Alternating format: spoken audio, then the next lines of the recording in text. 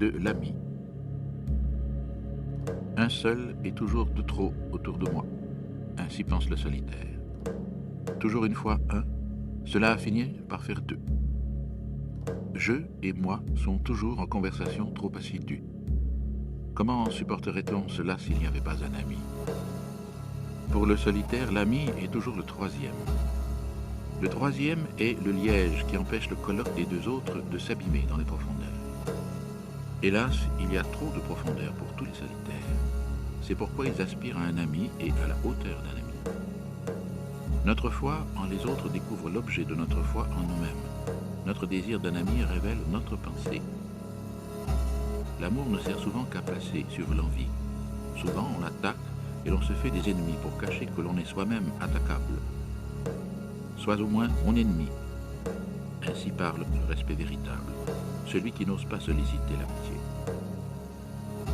Si l'on veut avoir un ami, il faut aussi vouloir faire la guerre pour lui. Et pour la guerre, il faut pouvoir être ennemi. Il faut honorer l'ennemi dans l'ami. Peux-tu t'approcher de ton ami sans passer à son bord? En son ami, on doit voir son meilleur ennemi.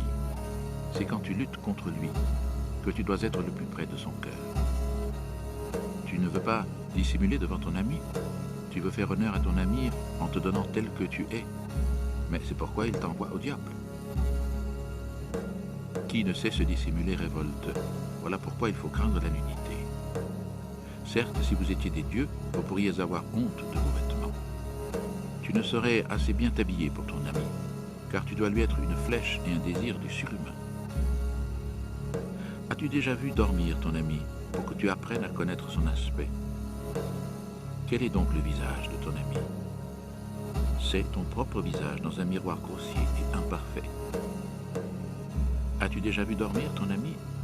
N'es-tu pas effrayé de l'air qu'il avait? Mon ami, l'homme est quelque chose qui doit être surmonté. L'ami doit être passé maître dans la divination et dans le silence. Tu ne dois pas vouloir tout voir. Ton rêve doit te révéler ce que fait ton ami quand il est éveillé. Il faut que ta pitié soit une divination, afin que tu saches d'abord si ton ami veut de la pitié. Peut-être aime-t-il en toi le visage fier et le regard de l'éternité. Il faut que la compassion avec l'ami se cache sous une rude enveloppe et que tu y laisses une dent.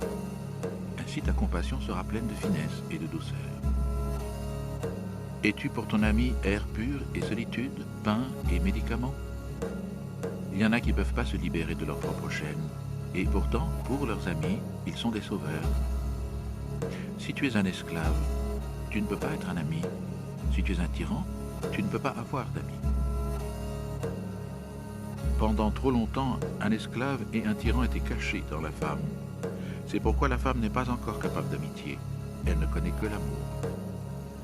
Dans l'amour de la femme, il y a de l'injustice et de l'aveuglement à l'égard de tout ce qu'elle n'aime pas.